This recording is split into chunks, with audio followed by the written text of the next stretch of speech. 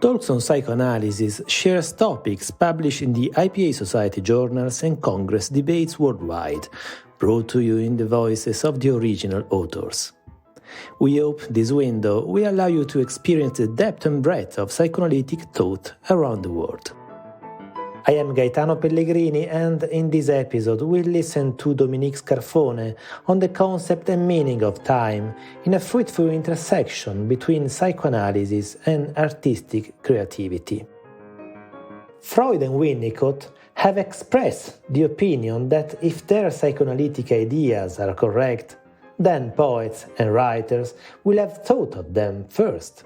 Dominique Scarfone, who has developed the concept of actual time on a metapsychological ground, concurs with their opinion by showing that variants of actual time can be found in the works of the American poet W.S. Merwin and the British writer Virginia Woolf and the German philosopher Walter Benjamin.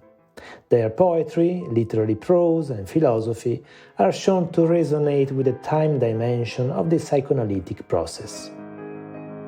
A first draft of this paper was presented at the spring meeting of the American Psychoanalytic Association in San Francisco in June 2015. This is a somewhat modified and shortened version of the paper by the same title, published in Psychoanalytic Dialogues in 2016. Dominique Scarfone is a training and supervising analyst in the Canadian Psychoanalytic Society and Institute, Montreal French branches, in the process of retiring from his practice of more than 40 years. A former full professor at the Université de Montréal, he was for many years an associate editor of the International Journal of Psychoanalysis. He is presently chairing the Executive Committee of the International Journals College. Please visit the details of the episode to find the full bibliographic references and download the abridged text of the article. And to stay informed about the latest podcast releases, please sign up today.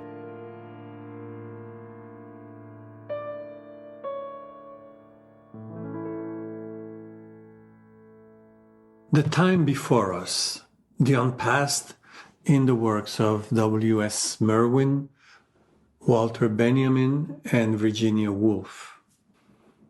The past is never dead. It's not even past, wrote William Faulkner.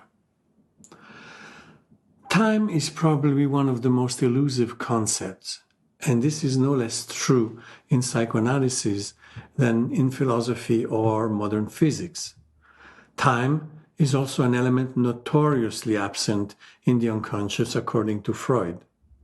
Yet, one could argue that this is only true of one particular sort of time, that is, linear, chronological time, the time of the clock, whereas Freud himself has described more complex forms of time. Especially, Nachträglichkeit, or après coup, is a form of time that works unconsciously, either in organizing the mind or, on the contrary, in building up a trauma.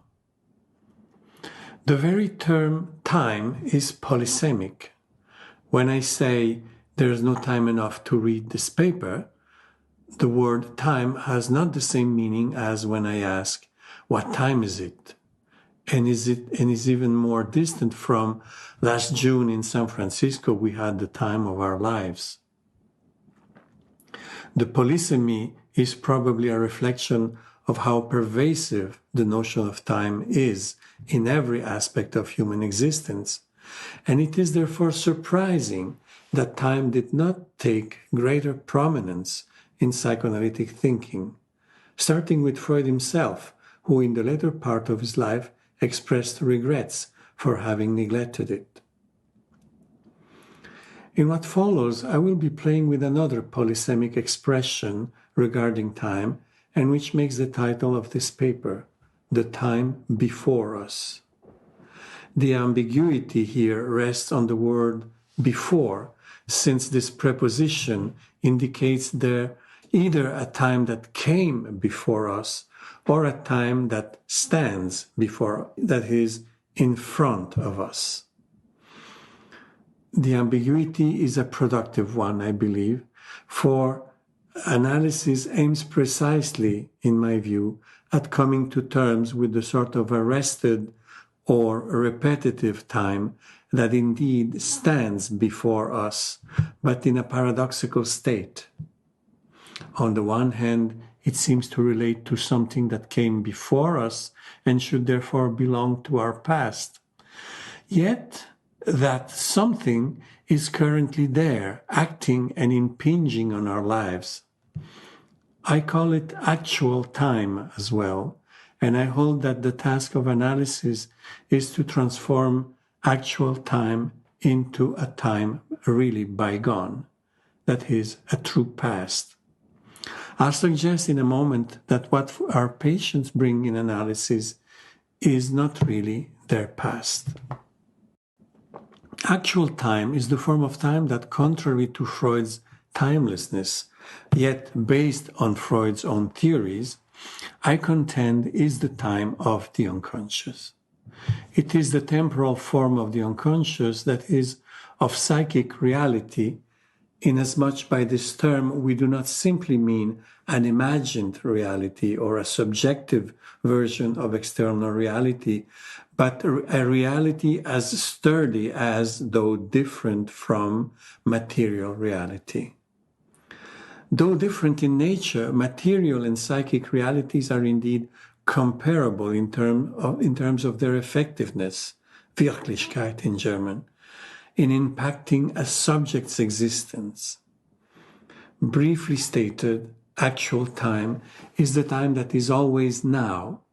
As Pontalis would have it, it is a time that does not pass, which is why events and people, apparently bygone, are still actively intervening in the analysand's life.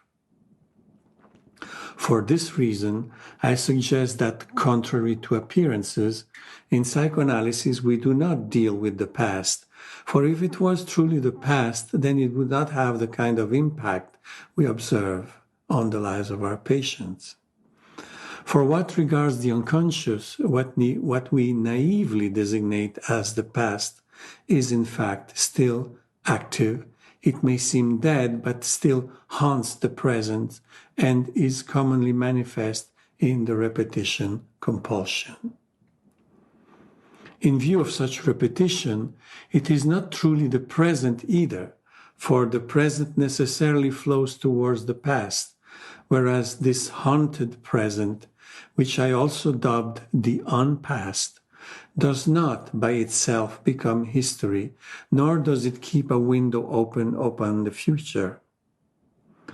Unconscious forms are active, but in a sterile, roundabout movement, which is clearly the mark of the repressed, that is, that which is not yet accessible in a usable, symbolic form.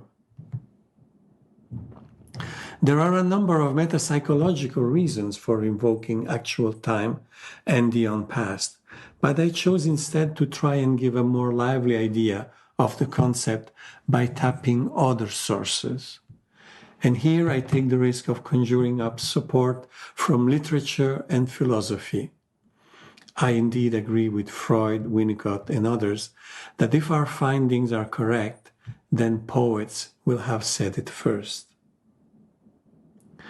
My evidence will rest on works by the poet W.S. Merwin, by the philosopher Walter Benjamin, and the writer Virginia Woolf, all famous in their own right, and who were probably not thinking of psychoanalysis when they wrote the excerpts I'm going to quote.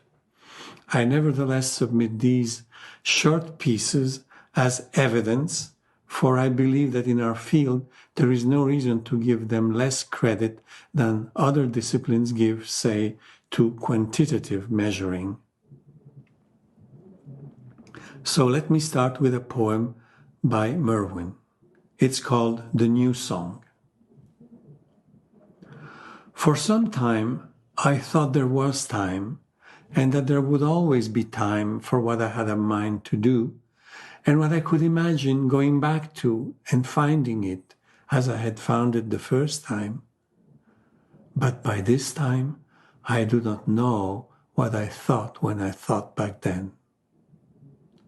There is no time, yet it grows less. There is the sound of rain at night, arriving unknown in the leaves, once, without before or after. Then I hear the thrush waking at daybreak, singing the new song. Speaking of ambiguity, Merwin makes use of it right from the first verse. For some time, that is duration, I thought there was time. Does he mean time enough, or is he asking about the very existence of time? In the poet's ambiguity, I suggest this is not only his prerogative, but teaches us a beautiful lesson about time and its place in human experience. Among its many remarkable features, there is the fact that while the first strophe of the poem shows us some of the many possible meanings of the word time, in the first verse of the second strophe, the poet bluntly declares, "There is no time." And then he surprises us again by immediately adding, "Yet it grows less." Hence, in the first half of the poem, the poet examines what we could call the imaginary forms of time, a time that is and will always be there in the form of a timeline, which one can travel forwards with projects or backwards, hoping to recapture past objects. But then, in the second strophe, Merwin proceeds to a critical examination of those common conceptions of time. The most assertive heading, "There is no time," forces us into adopting a new, if uncertain, point of view. Obviously, the poet is not naive to the point of simply dismissing all forms of time. Like all of us, like every mortal, he just cannot eliminate the notion of time completely, however difficult it is to grasp in its essence. So, as blunt as it may seem, the first verse of the second strophe offers, in fact, a sort of compromise. There is no time, yet it grows less. This "yet it grows less" can be seen as the admission that there must be some form of time, a form associated to a special experience that the poet will now present to us, a particular reality he does not call time, but which must have some relation to the common idea of time that was, time and again, invoked in the first part. This lesser form of time is elaborated in the following verses. There is the sound of rain at night, arriving unknown in the leaves, once without before or after. The extraordinary power of these three lines is that after having examined the idea of time in the first half of the poem, the poet has now opted for a different strategy. Indeed, here Merwin is not describing anything. He is making the reader experience the strange thing for which the word time is not really appropriate anymore, even if it somehow refers to whatever it is that bears that name. He takes us into another dimension. Merwin does not speak of this special sort of time. He makes us feel this sort of time in a very vivid way. We have left the realm of representation and are now entering the realm of presentation. And this becomes very conspicuous in the last of the three lines I just quoted. When read aloud, the verse, "once, without before or after," indeed forces us to pronounce the once as an isolated utterance. The rhythm that imposes itself underscores the single word once, which the poet immediately explains, of sorts, as meaning without before or after. So here form tightly espouses content. The sudden arrival of the rain at night is, I believe, something that puts the author and the reader in the depth of what is not present because, as already mentioned, the present necessarily flows towards the past, but is continuously transformed into the past. The present is by definition flanked by a before and an after, whereas the rain is said here to arrive once without before and after. It therefore cannot be the present, it must be something else. The very pause in our breathing that is commanded by the structure of the verse, the isolated once, suggests that Merwin is referring to something like arrested time. And this is to me of the highest interest, since it captures exactly what I've been trying to isolate as actual time, the time of what cannot yet be represented. One could object here that as Merwin refers to the rain arriving unknown in the leaves, there is in fact a representation of at work in his poem.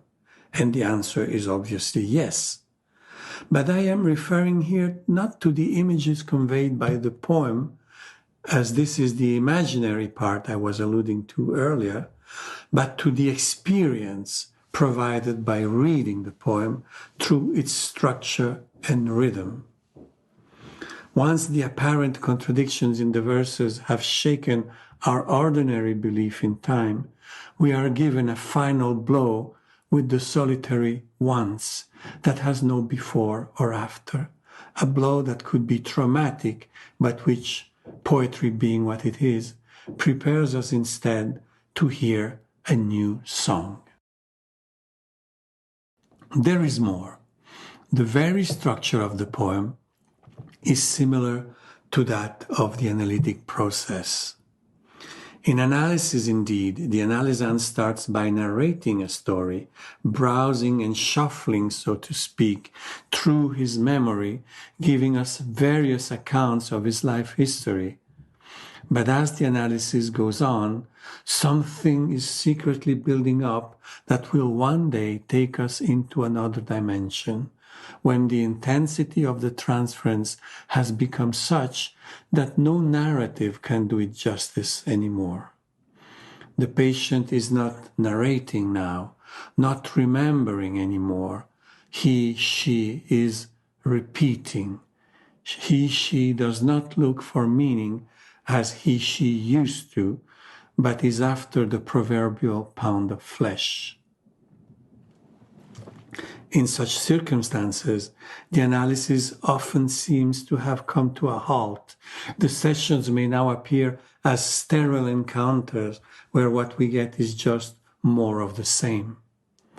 The past narratives are devalued as something that is known but of no use in regard of the needs and urges that are now at the forefront. Future perspectives are out of sight. There may be surprising outbursts of unspeakable affect or sudden reversals in the relational atmosphere. The analytic diet, too, is then confronted with something that seems to come out of the blue, without before or after. This, I believe, corresponds to what could be called the second layer of transference. That is, not the transference where we witness the reenactment of what was possibly knowable and already formulated, but the unprecedented enactment of what belonged not truly to the psychical domain, but to a primordial layer of the mind. There, what is registered are not representations, but mere traces of unspeakable experience.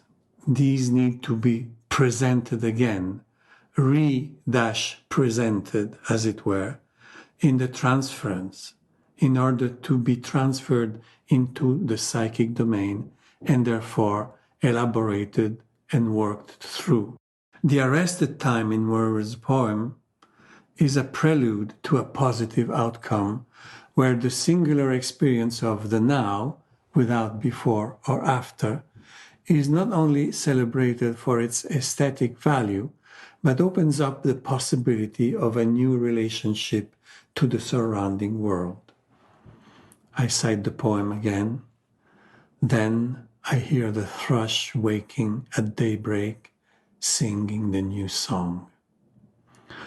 Fresh, untainted, bare perception is now possible after having cleansed the mind, so to speak, of the old and illusory representations of time.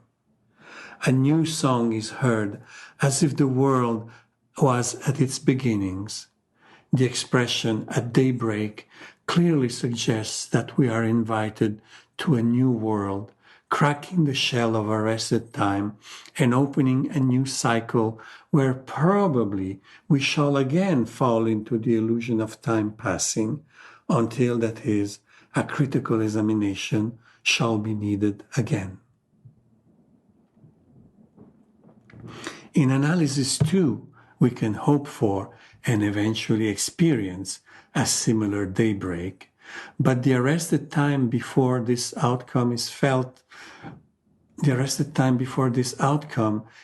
more like a quagmire, and the analyst is sometimes brought to experience doubt, if not discouragement, about the possibility of getting out of what resembles a psychical sandpit. It is useful in those moments to remember that the situation is not as desperate as it seems. It is in fact during moments such as those where the process seems to have come to a halt that dramatic changes can occur.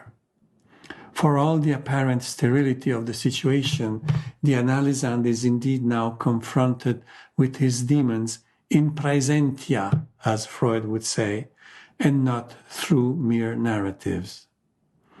The actual psychic reality that has been building up now takes over, and the apparent stalemate demands new words, new attitudes to be found by which a breakthrough may obtain. Obviously, this is not a one-time occurrence. Every breakthrough, big or small, needs to be worked through. But I suggest that regardless of the many anecdotal forms that the process can espouse, a general principle obtains. Dealing with actual or arrested time often heralds change in analysis. Through the confrontation with actual time, the unpast can be caught in the act, as it were, and carried over into the present, and thus given a chance to start flowing again into the past. Interestingly enough, this is precisely how Walter Benjamin conceived of the historical process and of thinking itself. In his thesis on the philosophy of history, he wrote the following: "A historical materialist cannot do without the notion of a present, which is not a transition, but in which time stands still and has come to a stop." End of quote. And to the possible objection that this may well be true of historical time, but has little to do with time in the individual psyche, Benjamin has this to say, quote, "Thinking involves not only the flow of thoughts, but their arrest as well. Where thinking suddenly stops in a configuration pregnant with tensions, it gives that configuration a shock by which it crystallizes into a monad. A historical materialist approaches a historical subject only where he encounters it as a monad. In this structure, he recognizes the sign of a messianic cessation of happening, or, put differently, a revolutionary chance in the fight for the oppressed past." End of quote. I leave aside Benjamin's reference to the messianic to concentrate on the time structure he describes and which parallels nicely the one in Merwin's poem. The experience of arrested thinking is clearly redolent of the once without before or after, as well as of the experience in analysis when the narrative seems to have been voided of its substance. The coming to the fore of arrested time, the actual experience of it in a given situation, be it historical, poetic, or psychoanalytic, does not entail that the process has come to a full stop. It rather signals an imminent major shift.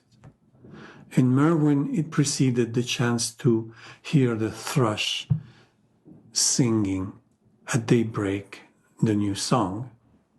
In Benjamin, it is the sign of a revolutionary chance, and I have suggested that in analysis it heralds a significant turn. But going back to Benjamin's arrested time, let me stress that it is not empty time, it is rather a different time. I quote, "History is the subject of a structure whose site is not homogeneous, empty time, but time filled by the presence of the now, Jetztzeit." In a footnote, the editor, who is presumably Hannah Arendt, explains that Benjamin's now, or Jetztzeit, is not the present, and that Benjamin is rather referring to the Latin nunc stans, now standing. Jetztzeit, therefore, fits quite exactly with what I referred to as actual time in analysis. This now time, Jetztzeit, is not the present and cannot therefore become the past, at least not until it has been brought into the open and its potentialities actualized as it happens in the course of analysis. Indeed, the analytic process is also not structured as a homogeneous empty time, nor populated by linear chronological events. It rather contains knots and nuggets, vicious circles and repetitions, drastic turns, stochastic events, all pointing to the loci of major resistance that are given the time to present and represent themselves one by one in the realm of transference. Through the experience of transference and the elaborative work it requires, what presents itself is a repetition. It therefore presents itself or presents itself again, and thereby opens the gates to representation. And what is representation if not the possibility of evoking the past as past? That is, the capacity of adopting the stance of a subject with regard to what was there rather than being subjected to its vicious cycles of repetition. We have thus reasons to state that the general goal of psychoanalysis is to transform actual time into the past, that is, to generate a true past.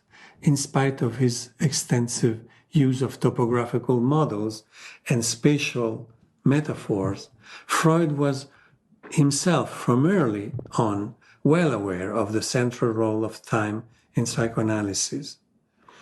And still in 1933, he wrote, "Wishful impulses which have never passed beyond the id, but impressions too which have been sunk into the id by repression, are virtually immortal.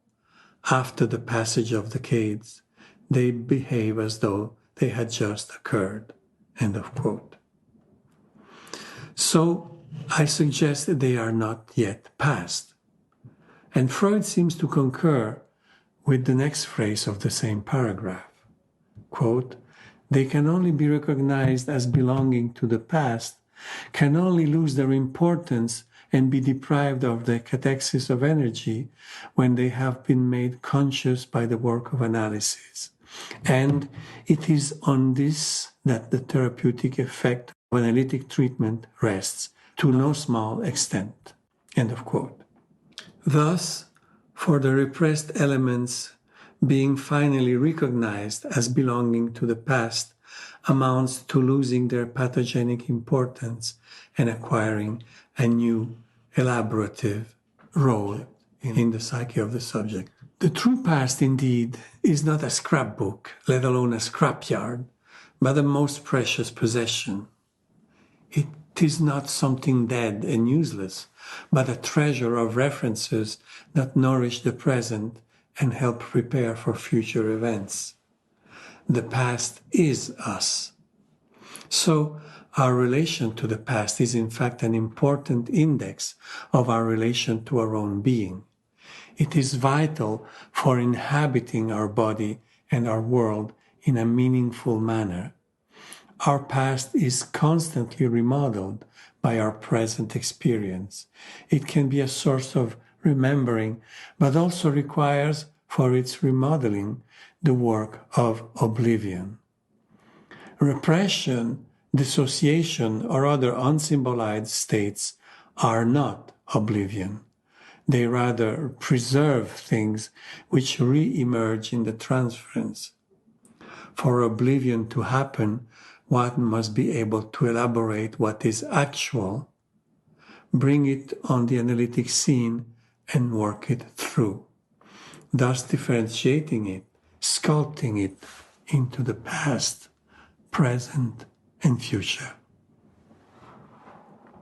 Such elaboration is, among other things, the coming together of experience and speech. For the actual is unconscious inasmuch it cannot be articulated and therefore remains captive of the infantia, that is, of infancy, if by that word we mean the inability to speak. The infantile, indeed, is central to psychoanalysis, not only as a time where personal history and the structuring of personality begin, but most importantly, as a time where what is experienced cannot be spoken, but can only be registered, requiring in the après-coup the subject's efforts at translation, interpretation, and finally a measure of meshing into a network he or she will refer to as the past. The actual is therefore also the infantile, that part of the encounter with the other which remains unspeakable and which for that reason is always, albeit minimally, traumatic. And what is traumatic is insufficiently elaborated, cannot be forgotten. This unforgettable and yet unremembered something is the primarily repressed, the actual which presses for its return, for coming out in the open. It does so in action, that is, for what regards analysis, in the transference. As words are finally woven into the fabric of the actual, a time sequence is then born, a perspective, and therefore a past. The present is not arrested time anymore, but the locus of a passage. The past, then, is the end result of a process devoted to the construction of meaning, to the enrichment of the experience of being alive. And this I could not describe better than in the words of Virginia Woolf. Let me quote from Moments of Being. The past only comes back when the present runs so smoothly that it is like the sliding surface of a deep river. Then one sees through the surface into the depths. In those moments, I find one of my greatest satisfactions, not that I am thinking of the past, but that it is then that I am living most fully in the present. For the present, when backed by the past, is 1,000 times deeper than the present when it presses so close that you can feel nothing else. But to feel the present sliding over the depths of the past, peace is necessary. End of quote. The essential relationship that in Woolf's words the present must entertain with the past highlights by contrast what I see as a false present. I mean the one that, in her words, presses so close that you can feel nothing else. End of quote. It is in the same present that in Merwin's words is without before or after, hence not really a present, but a now time in Benjamin's words. I call it actual time or the unpast. Woolf doesn't openly describe this disconnected present as a precursor of some imminent turn of events, but this is implicit in the last sentence of the quote. On the one hand, it must be mentioned that, like Benjamin, Woolf too had a place for the role of shock in summoning creativity. On the other hand, she implies that a true present is one that she says can be felt, quote, sliding over the depths of the past, end of quote, and for which, quote, peace is necessary, end of quote. And what can provide the peace so necessary, if not a decisive turn of events, allowing for the transformation and psychic elaboration of the actual and constant source of excitation, that is, the unspeakable, also known as the infantile? Thank you for your attention.